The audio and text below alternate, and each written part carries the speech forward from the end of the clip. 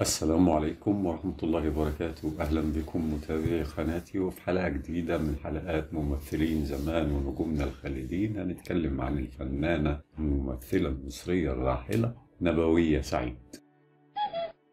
الفنانة نبوية سعيد ولدت في عشرينات القرن الماضي.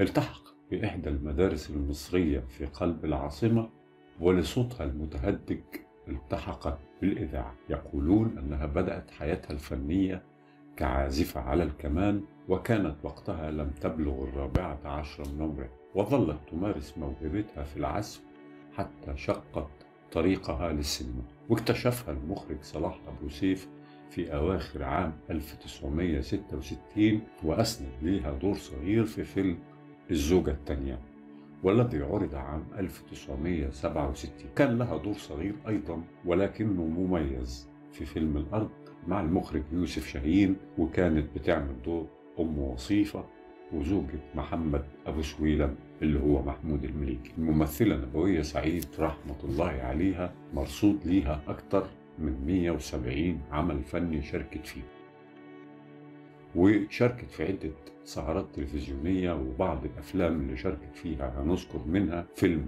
الزوجة التانية عام 1967 و69. شاركت في فيلم للمتزوجين فقط، وفيلم 3 وجوه للحب. أما في عام 1970 فشاركت في فيلم عين الحياة وفيلم الأرض، كانت بتعمل دور أم وصيفة. وفي عام 1975 شاركت الفنانة نبوية سعيد في فيلم ملوك الضحك وفيلم المطلقات. أما في عام 1977 شاركت في فيلم الدموع في عيون ضحكة وفيلم أزواج الشياطين وفيلم أفواه وأرانب. وتمر السنوات وتشارك في عدة أعمال، وننتقل إلى عام 1985 حيث شاركت في فيلم مقص عم قنديل لفريد شوقي، وفيلم عندما يأتي المساء، وفيلم زوج تحت الطلب.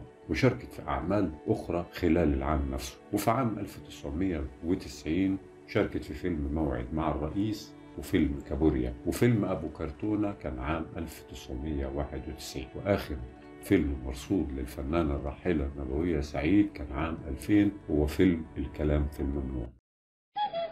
وشاركت في العديد من الأعمال الدرامية التلفزيونية، ومنها مسلسلات الشارع الجديد، العرض حلقي، مذكرات زوج، رأفت الهجان، كسبنا القضية، رحلة المليون، حكايات ميزو، وأعمال أخرى. راحت للمحامي عشان ترفع عليه قضية متعة. قال ايه؟ بيتهمها انها على علاقة مع واد جربان من بلده اسمه حدو. نبوية سعيد رحمة الله عليها كانت تقريبا من مواليد عام 1917، وتوفيت في 15 ديسمبر عام 2000. نبوية سعيد وممثلين زمان ونجومنا الخالدين.